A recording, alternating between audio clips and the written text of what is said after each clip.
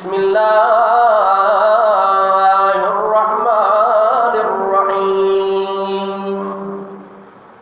یا ایھا الذین آمنوا کلوا من طیبات ما رزقناکم واشکروا للہ ان کنتم ایاہ تعبدون۔ وقال النبی صلی اللہ تعالی علیہ وسلم من اکل طیبا دخل الجنہ۔ وقال النبی صلی اللہ تعالی علیہ وسلم ثلاث دعوات مستجابات لا شک فیہن دعوت الوالد دعوت المسافر ودعوت المظلوم او کما قال علیہ الصلاۃ والسلام ان اللہ وملائکتہ یصلون علی النبی یا ایھا الذین آمنوا صلوا علیہ وسلموا تسلیما۔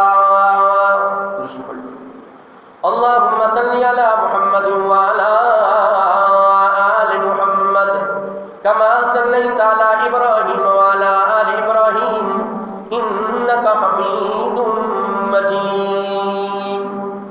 اللہم بارک علی محمد وعلی آل محمد کما بارکت علی ابراہیم وعلی آل ابراہیم انک حمید مجید۔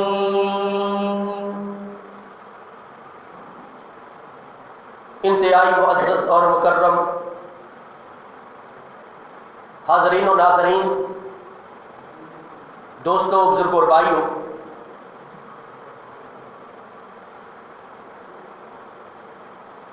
آج جنت کے طلبگار ہر بندہ ہے،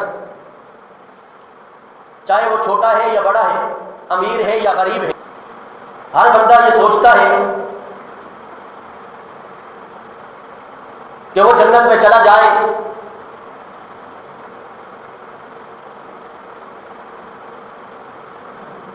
بلکہ یہود و نصارہ وہ بھی جنت کے طلبگار ہیں۔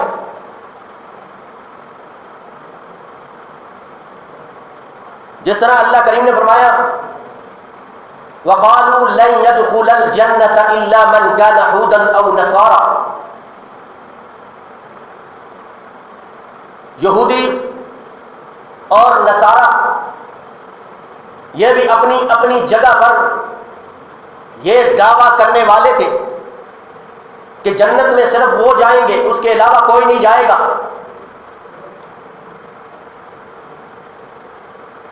گویا جنت کے طلبگار ہیں ہر بندہ،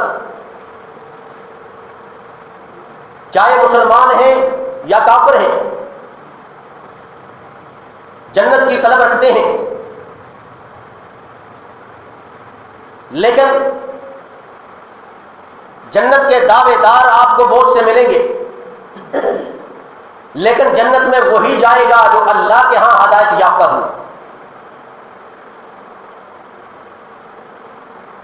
جسے اللہ نے کہہ دیا کہ یہ جنت میں جائے گا وہ جنت میں جائے گا۔ اپنے دعویٰ کرنے سے کچھ نہیں ہوئے گا۔ طلب رکھتے تو ہر بندہ ہے، ہر مسلمان یہ طلب رکھتا ہے کہ وہ جنت میں چلا جائے، اسے کل قیامت والے دن ناکامی سے بچ جائے، جہنم سے بچ جائے، جنت میں چلا جائے۔ لیکن جنت میں وہی جائے گا جو اللہ کے احکام پہ عمل کرنے والا ہو، جو شریعت پہ عمل کرنے والا ہوگا، جو شریعت سے منہ موڑنے والا ہے۔ بے شک وہ دعویٰ کرے کہ میں جنت میں جاؤں گا، اللہ کے ہاں وہ جنت میں نہیں جا سکتا۔ جس طرح نبی مہربان صلی اللہ علیہ وسلم نے فرمایا قال النبی صلی اللہ تعالی علیہ وسلم من اکل طیبا دخل الجنہ من اکل طیبا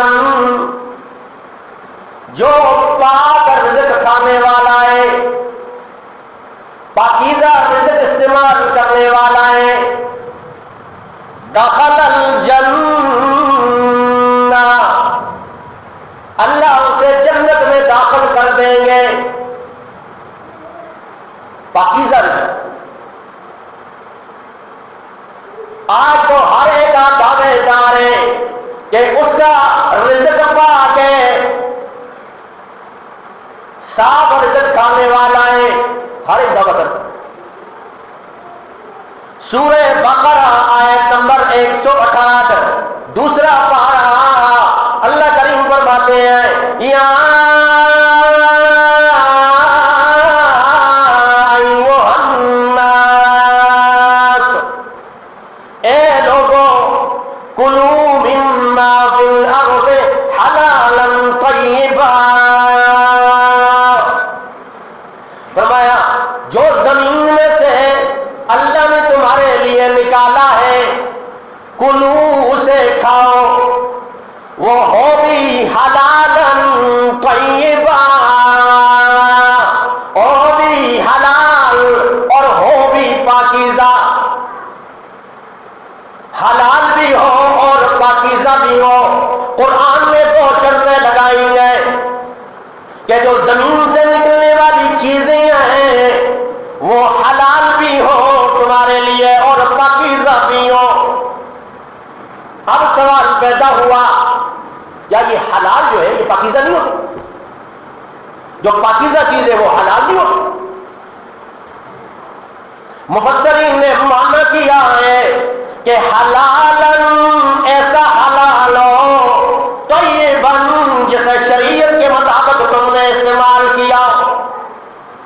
اب بہت سا رزق ہے وہ تمہارے لیے حلال ہے، غلہ حلال ہے، پھل فروٹ حلال ہے، زمین سے نکلنے والی چیزیں تمہارے لیے حلال ہے، لیکن اگر راستہ تم نے حرام والا استعمال کیا، وہ غلہ تم نے چوری کیا، اب تمہارے لیے پاکیزہ نہیں رہا۔ کوئی پھل تم نے چوری کیا ہے، وہ حلال تو تھا لیکن پاکیزہ تم نے نہیں کیا۔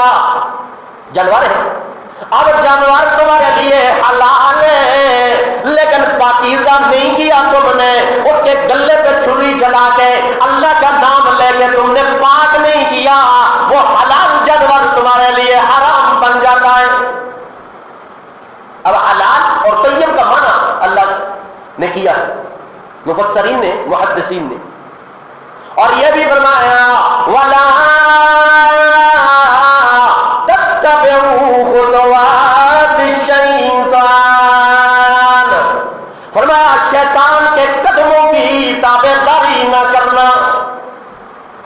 حلال ہے اور تمہارے لیے پاکیزہ ہے لیکن شیطان کی تابع داری نہ کرنا۔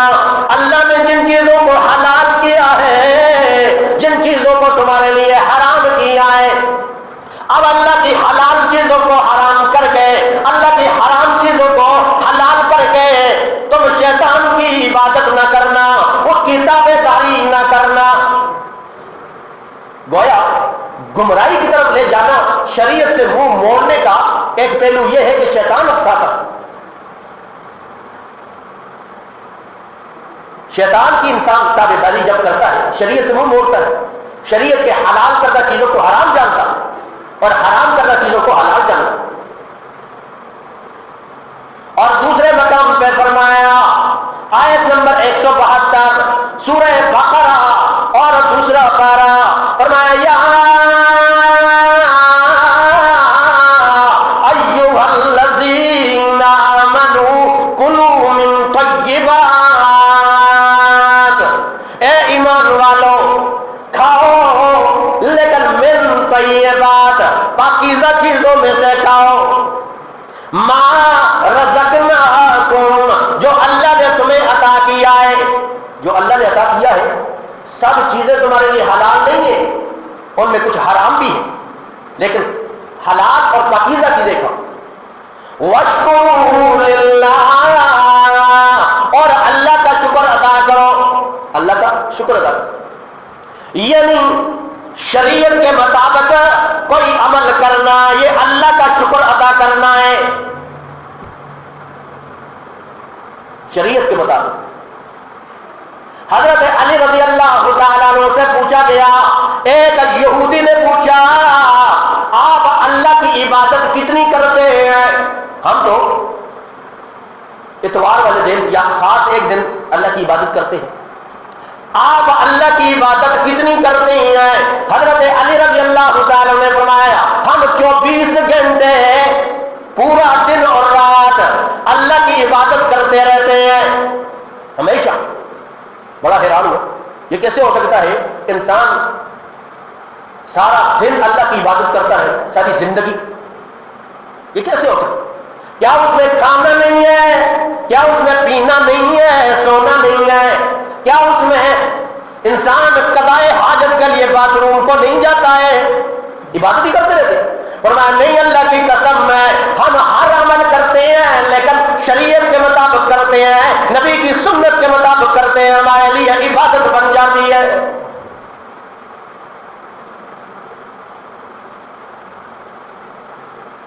اس لیے فرمایا وَلَا تَتَّبِعُوا خُطُوَاتِ الشَّيْطَانِ، شیطان کی تابعداری نہ کرو. اور شکر کرنے کا ایک طریقہ یہ ہے، نبی مہربان صلی اللہ علیہ وسلم نے فرمایا کل قیامت والے دن اللہ ہر نعمت کے بارے میں تم سے پوچھے گا. ثُمَّ لَتُسْأَلُنَّ يَوْمَئِذٍ عَنِ النَّعِيمِ، ہر نعمت کے بارے میں پوچھ جائے کہ زندگی عطا کی تھی تم کو، مال عطا کیا تھا، رزق عطا کیا تھا، اولاد عطا کی تھی، وقت عطا کیا تھا، کہاں صرف کیا ہے، پوچھے گا اللہ. لیکن جو بھی نعمت اللہ کی ہے اگر اس میں اللہ کا شکر ادا کر لیا، جیسے کھانا ہے، کھانا آپ کھانے لگے ہیں، بسم اللہ وعلا برکت اللہ، سنت کے مطابق آپ نے دعا پڑھی، ہاتھ دھوئے، پاکیزہ جگہ پہ بیٹھے، سنت کے مطابق بیٹھے، کھانا شروع کیا، آداب کا لحاظ رکھتے ہوئے. کھانے کے آداب، جب کھانا آپ نے کھا لیا، کھانا کھانے کے بعد دعا پڑھی الحمدللہ الذی اطعمنا وسقانا وجعلنا من المسلمین. جب یہ دعا پڑھی تو نبی مہربان صلی اللہ علیہ وسلم نے فرمایا یہ اللہ کا شکر ہوا، اس نعمت کے بارے میں اللہ تم سے سوال نہیں کرے گا، اس کا بل ادا ہو گیا. اور بھی آپ دیکھیں سونا کتنی بڑی نعمت، سنت کے مطابق سوئے، دعا پڑھ کے سوئے، جب اٹھے دعا پڑھ کے اٹھے، وہ ساری رات عبادت میں لکھی جاتی. فرمایا وَاشْكُرُوا لِلَّهِ، اللہ کا شکر ادا کرو. یعنی ایک معنی اس کا یہ بھی ہے، علامہ قرطبی نے فرمایا کہ اللہ کا شکر ادا کرنا ہے یعنی مراد اس سے کہ اللہ فرمانا چاہتے ہیں ایمان والوں طیبات کھاؤ جو اللہ نے تمہیں رزق دیا ہے، اللہ کا شکر ادا کرو یعنی حرام سے بچ جاؤ، حرام سے بچ جاؤ. ان کنتم ایاہ تعبدون، اگر تم اللہ ہی کی عبادت کرنا چاہتے ہو، یہ دعوے دار ہو کہ اللہ ہی کی عبادت ہم کرتے ہیں. تو مشرکین کے ہاں حلال اور حرام کے بارے میں افراط و تفریط پایا جاتا ہے. بعض چیزوں کو انہوں نے حلال کر دیا تھا، بعض کو انہوں نے حرام کر دیا تھا. وہاں پرستی، غلط رسومات اور رواج کا دخل تھا، شریعت کو انہوں نے پس پش ڈال دیا تھا، اپنی خواہشات کے مطابق بعض چیزوں کو حلال کر دی، بعض چیزوں کو حرام کر دی. اللہ نے اس کی اصلاح کی کہ ایسے نہیں، اسلام میں حلال اور حرام کا ضابطہ موجود ہے، ہر شے حلال کی گئی ہے جب تک اس کے حرام ہونے کی کوئی شرعی دلیل موجود نہ ہو. اگر دلیل ہے شریعت کی کہ یہ حلال ہے یہ حرام ہے، پھر اپنی طرف سے حلال اور حرام کرنا کفر ہے.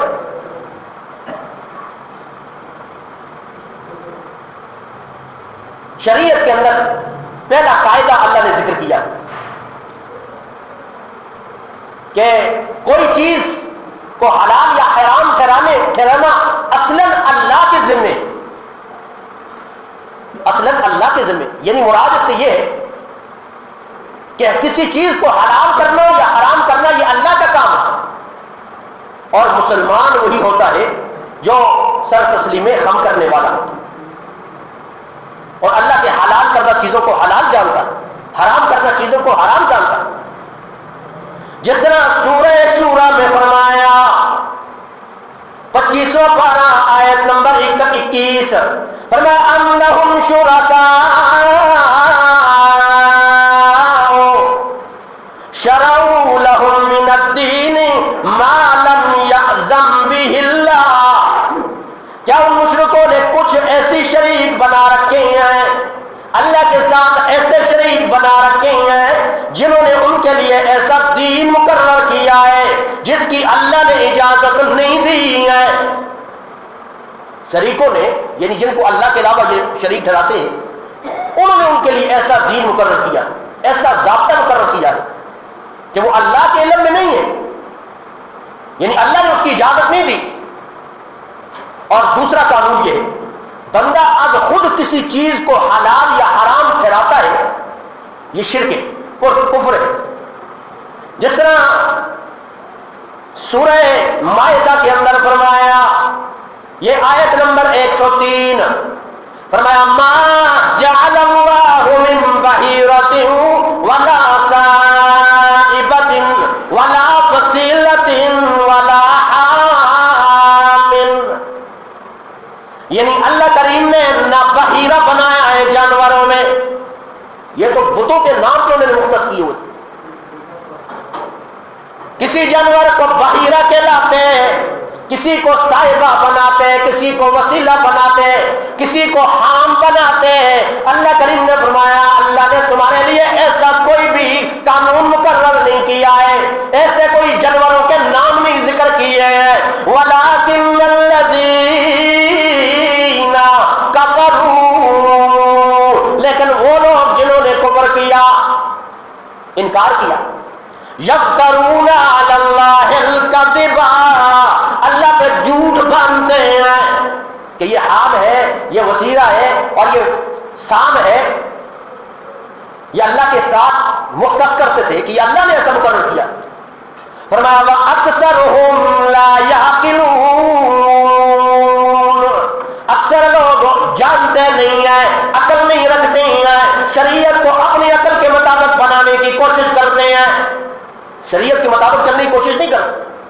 ہاں حلال اور حرام میں بعض چیزیں انسان کے لیے مضر ہوتی ہیں، نقصان دہ ہوتی ہیں، اس میں انسان کے لیے ناپاکی ہوتی ہے یا خرابی ہوتی ہے، جس کا ذکر سورہ مائدہ میں فرمایا، سورہ مائدہ آیت نمبر 4 اور 5، فرمایا یسألونک ماذا احل لهم قل احل لكم الطیبات، فرمایا یہ سوال کرتے ہیں میرے پیغمبر آپ سے کہ کیا چیز ان کے لیے حلال ہے، کیا حلال ہے؟ اللہ نے فرمایا قل، میرے پیغمبر اعلان کیجئے ان کو، احل لکم الطیبات، اللہ نے تمہارے لیے پاکیزہ چیزیں حلال کی ہیں، جو پاکیزہ ہیں، پاک ہیں۔ ہم نے عرض کیا نا حلال بھی اللہ نے ذکر کیے ہیں، حرام بھی ذکر کیے ہیں۔ حلال ذکر کرنے کے بعد پاکیزہ کا ذکر اس لیے ہے کہ شریعت کے مطابق اس چیز کو استعمال کیا جائے۔ اور دوسرے مقام پر فرمایا سورہ اعراف 7واں پارہ آیت نمبر 157، فرمایا وَيُحِلُّ لَهُمُ الطَّيِّبَاتِ وَيُحَرِّمُ عَلَيْهِمُ الْخَبَائِثَ، اللہ نے ان کے لیے پاکیزہ چیزیں حلال کی ہیں اور خبیث ناپاک چیز ان کے لیے حرام کر دی ہے۔ تم اللہ کی حکمتوں کو نہیں جانتے ہو، اللہ نے جو چیزیں تمہارے لیے حرام کی ہیں ان میں تمہارے لیے ناپاکی پائی جاتی ہے، اس لیے اللہ نے حرام کی، وہ پاک اور صاف نہیں ہے تمہارے لیے، تمہارے مزاج کے لیے، اس لیے اللہ نے وہ چیزیں تمہارے لیے حرام کر دی۔ جو چیزیں تمہارے مزاج سے ملتی جلتی ہیں یا تمہاری مزاج کے موضوع چیزیں ہیں، وہ چیزیں تمہارے لیے اللہ نے حلال کی۔ اس لیے حدیث میں آتا ہے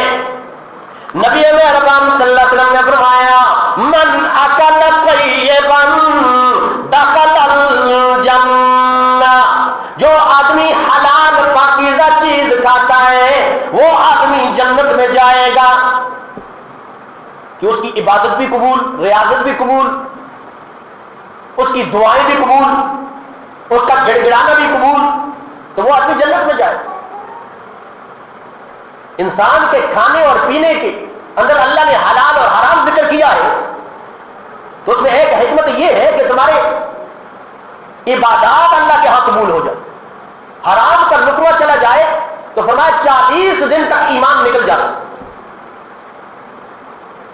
کتنے حرام کے لقمے جا رہے ہیں، پھر ہم کہتے ہیں ہماری دعائیں قبول نہیں ہوتی جی، عبادات میں جی دل نہ لگ رہا، عبادات میں وہ جی کیسے لگے کہ کھانا پینا جو راستے رزق کے ہیں ہم نے کبھی نہیں سوچا کہ یہ حرام کے ہیں یا حلال کے۔ حضرت سعد رضی اللہ تعالیٰ عنہ نے فرمایا نبی مہربان صلی اللہ علیہ وسلم سے کہ اے اللہ کے نبی صلی اللہ تعالیٰ علیہ وسلم، آپ دعا کریں میرے لیے کہ میں مستجاب الدعوات بن جاؤں، کہ اللہ میری ہر دعا کو قبول فرما لے۔ اور دعاؤں کی بھی کچھ صورتیں ہیں، بعض دعا انسان کرتا ہے، لوگ کہتے ہیں اللہ اصلی سنتا ہی نہیں جی، بڑی دعائیں کی تھی اللہ نے سنا ہی نہیں کر سکتا۔ بعض دعائیں انسان کرتا ہے وہ دعا فوراً قبول ہو جاتی ہے، اور دوسری دعا وہ ہوتی ہے کہ آج آپ نے دعا کی، وہ کچھ عرصے کے بعد، کئی سالوں کے بعد وہ دعا قبول ہو جاتی، سنی پھر بھی اللہ نے۔ تیسری دعا وہ ہوتی ہے کہ انسان دعا کی، اللہ کے ہاں تو قبول ہوئی، لیکن انسان کو پتہ نہیں چلا کہ دعا قبول ہوئی جائے۔ کیوں؟ اس وجہ سے کہ انسان پہ اللہ کی طرف سے کوئی آفت اور مصیبت آنے والی تھی، وہ دعا کی برکت سے اللہ نے اسے ٹال دیا۔ وہ اللہ کی طرف سے عذاب آنے والا تھا، وہ ٹل گیا دعا کی برکت سے، اور انسان کی دعا اللہ کا قبول ہوگی، لیکن انسان کو پتہ نہ چلا، پتہ نہیں دعا قبول ہوئی یا نہیں۔ چوتھی دعا وہ ہے کہ انسان دعا کرتا ہے وہ آخرت کے لیے اللہ نے ذخیرہ بنا کے رکھی ہے۔ کل قیامت والے دن اللہ جب یہ دیکھے گا کہ اس کے نامہ اعمال نیکیاں کم ہو گئی ہیں، اللہ وہ دعائیں اس میں ڈال دے گا، وہاں قبول ہوگی انسان کی نجات کے لیے۔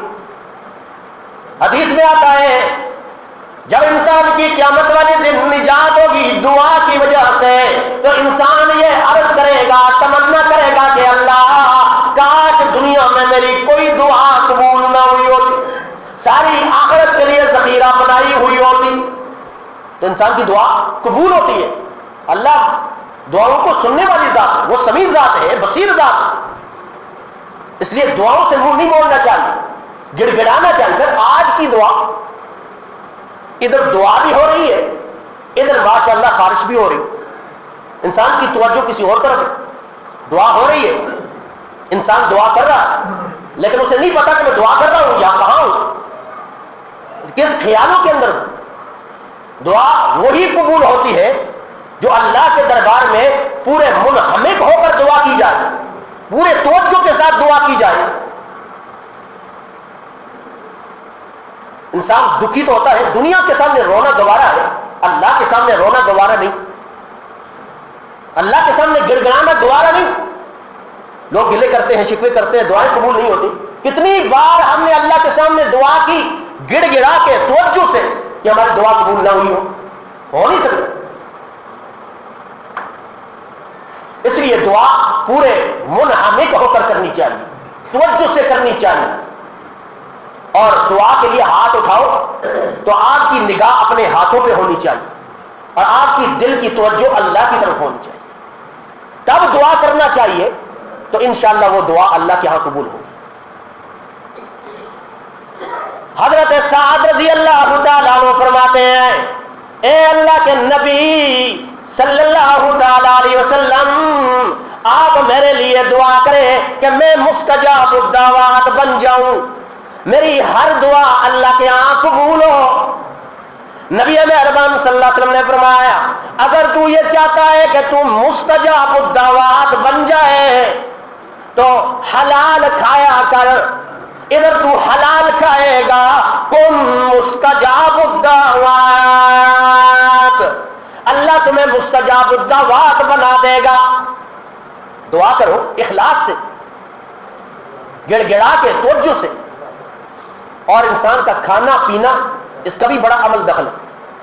جس طرح نبی مہربان صلی اللہ علیہ وسلم نے فرمایا، ایک آدمی پرندہ حال ہے اور بالکل میلے کچیلے کپڑے پہنے ہوئے ہیں، مسکین ہے، غریب ہے، مجبور ہے، بے کس ہے، اللہ کے سامنے گڑ گڑاتا ہے، اللہ کے سامنے گڑ گڑاتا ہے، یا مظلوم ہے۔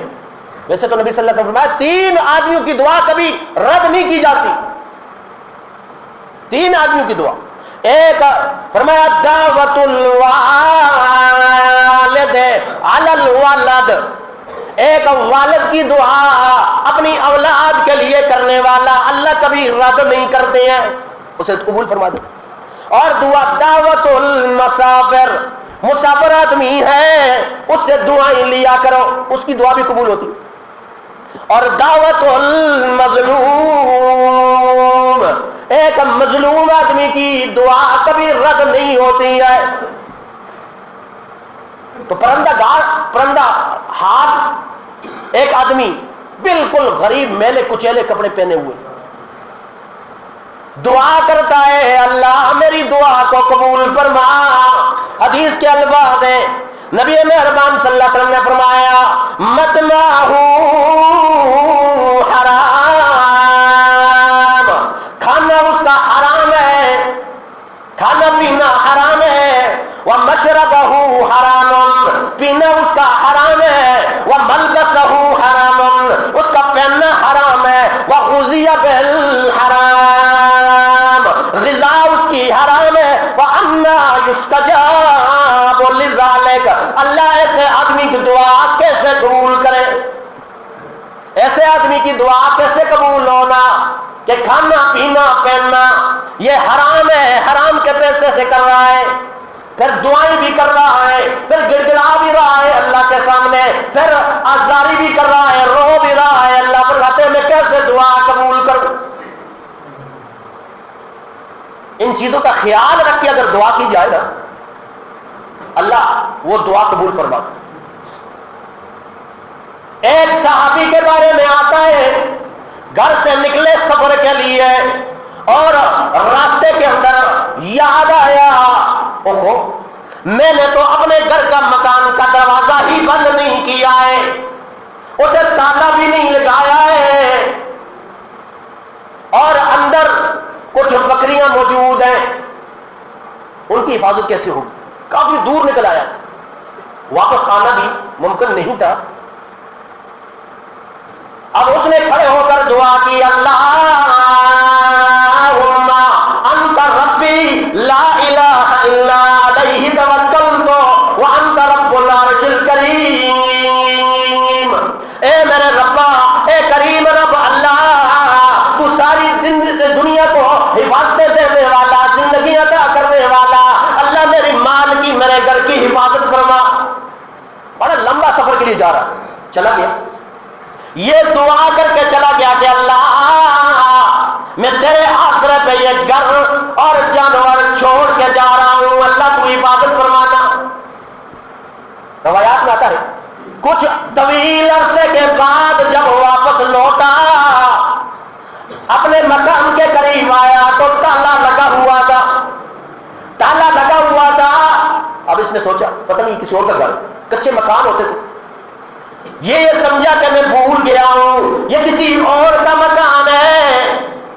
اب واپس مڑنے لگا، غیر سے آواز آئی، بندے پہلے بھی تو بھول گیا تھا، یہ چوکھٹ سے اوپر سے ہاتھ ڈال کر یہ چابی پڑی ہوئی ہے، چابی اٹھا، تیرا گھر ہے۔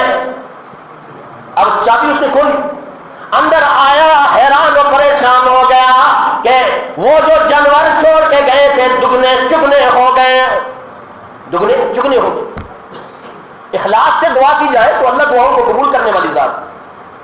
تو ان چیزوں کا خیال رکھنا چاہیے کہ جو چیزیں حلال اللہ نے کی ہیں اسے حلال جانا جائے، جو چیزیں حرام کی ہیں اسے حرام جانا چاہیے۔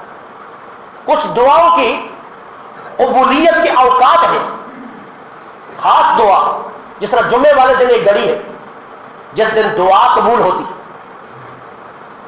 اس لیے حکم ہے کہ جمعے کی اذان ہو تو مسجد میں آ جاؤ، اس اسنا میں کہ جمعے کی نماز ہو چکی ہو، اس درمیان کے اندر ایک گھڑی ایسی ہے کہ انسان جو دعا کرتا ہے اللہ کا قبول ہوتی ہے۔ اسی طرح اللہ نے مختلف اوقات میں وہ ایام رکھے ہیں جس میں دعائیں قبول ہوتی ہیں، اور دن کے اندر بھی کچھ اللہ نے اوقات رکھے، جس طرح نبی مہربان صلی اللہ علیہ وسلم نے فرمایا من صلی فریضۃ، جس نے فرض نماز جماعت کے ساتھ پڑھی ہے، فلہ دعوت مستجابہ، اللہ اس کی دعا کو قبول فرماتی ہے۔ جس طرح نبی مہربان صلی اللہ علیہ وسلم نے فرمایا افضل دعا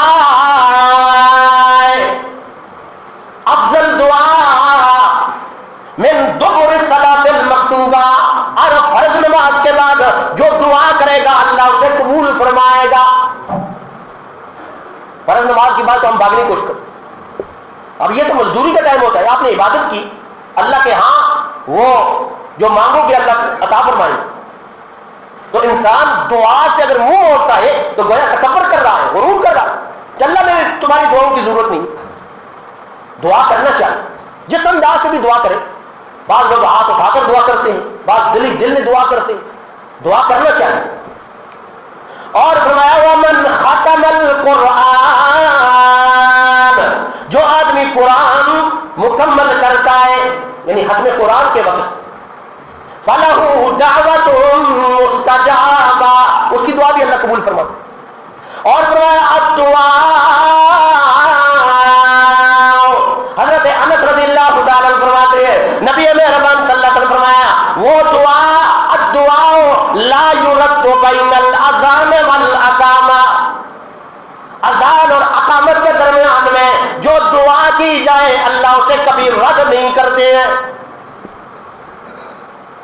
یہی ہماری غفلت کے ٹائم ہوتے ہیں، اذان ہو رہی ہے ہم غافل، جتنا ثواب مؤذن کو ہوتا ہے اگر اسی کے ساتھ اگر وہی الفاظ کہے جائیں اتنا ثواب سننے والے کو، جواب دینے والے کو بھی اتنی ثواب ملتا۔